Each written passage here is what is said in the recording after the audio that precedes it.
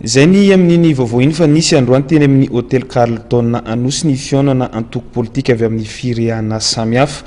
Anisan'ny banterana tamin'izany ny fifampanantonana sy fanehoan-kevitra mikasika indrindra ny toetra rahapirenena ankehitriny.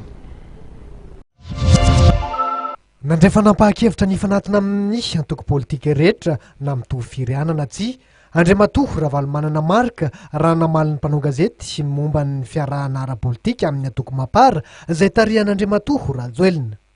Isan'ny songadiny izany nandritra ny fionandreo atopo-kambana ao amin'ny comité de vigilance démocratique pour les élections tetsy amin'ny hôtel Carlton Jenosy. Zange mifanatona amin'ny rehetra mihitsy, tena mifanatona mihitsy satria tsy maintsy miresaka aloha tsika aiza ny isin'ny filaminana sy fandaminana ny fifidianana mba hisotra tsara.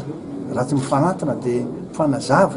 Raha misy zavatra tsy hitovizan-kevitra na misy foto-kevitra tsy mitovy dia mifanakalo hevitra aloha tena misy tsy mampanina mihitsy resaka tsy mampanina ary mino aho fa tombontsoa ho an'ny firenena, tombontsoa iombonana ny malagasy ary manontolo ny firenena manontolo fa anjaran'ilay chef de parti anjaran'ny olona tsirairay aby no manazava amin'ny mpanaradia azy milaza hoe zao ny antony tsy maintsy isin'izany.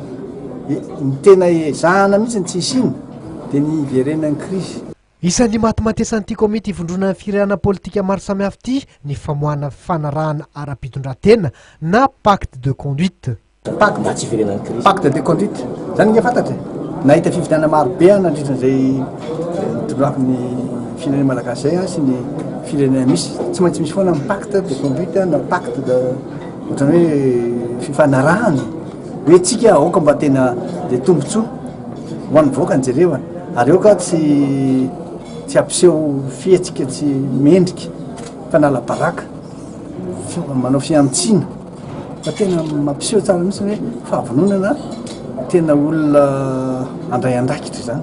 Fotoana nahafahandreo atoko-pikambana ny fampiarahaba noho ny fahatongavan'ny taona vaovao sy nampisehoana hevitra ary nandrosososikevitra ihany koa mikasika ny toetra rahapirenena ity fionana tetsy amin'ny hôtel Carlton ity.